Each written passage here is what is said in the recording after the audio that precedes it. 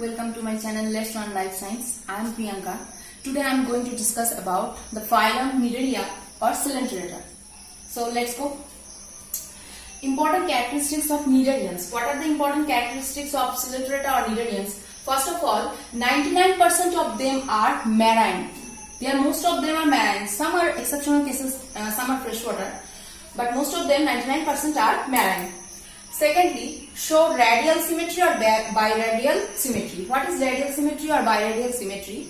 Symmetry that a section passes through a diameter and divides it into two equal and opposite halves. This is called radial symmetry or biradial symmetry.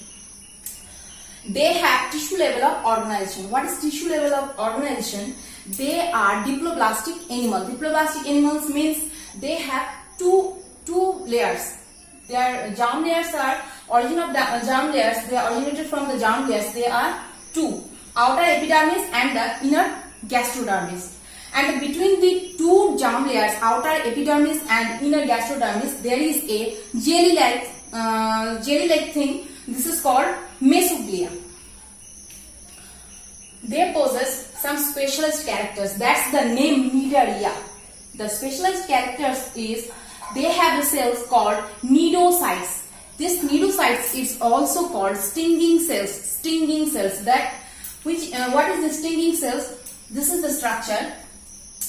They have strings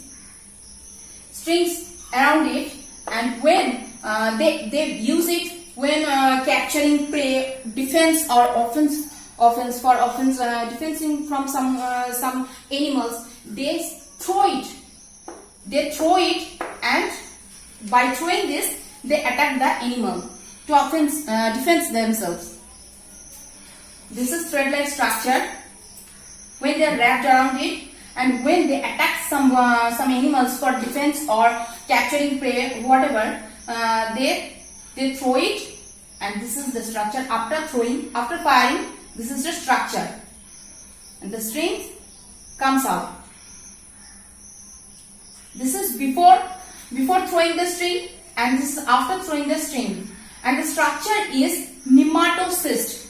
This is the name nematocyst.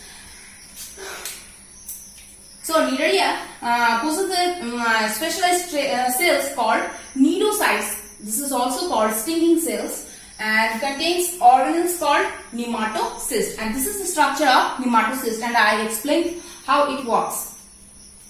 Morphological body. The morphological body of Nidarians have two mainly. One is polyp, and the second one is medusa. And some other cases where both are found, polyp and medusa. These are called polymorphism. This type of term is called polymorphism. So the polyp form polyforms are stalk-like. They are cylindrical, and most of them are sessile. They are sessile. Sessile means they are immobilized. They cannot move. And the species like Hydra species, the common example of polyp form, and the medusa form. Medusa forms are free swimming. They are free swimming and solitary. Polyps are maybe solitary or colonial.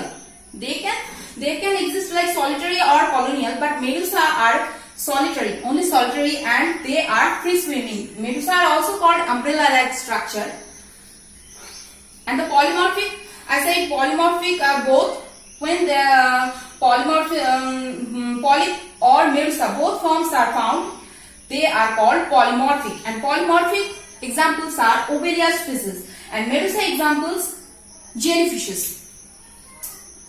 Extracellular dilatation. Their extracellular dilatation are extracellular and intercellular. Two types of dilation. Extracellular dilation by coelenteron and intracellular dilation by gastrodermal cells. Two types of dilation. Body enclosed in a single cavity, that is coelenteron.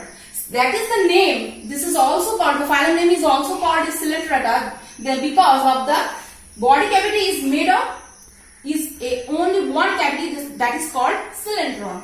And single aperture. They possess a single aperture mouth. This mouth they uses for taking food and also for throwing feces. So that's the idea. Thank you for watching.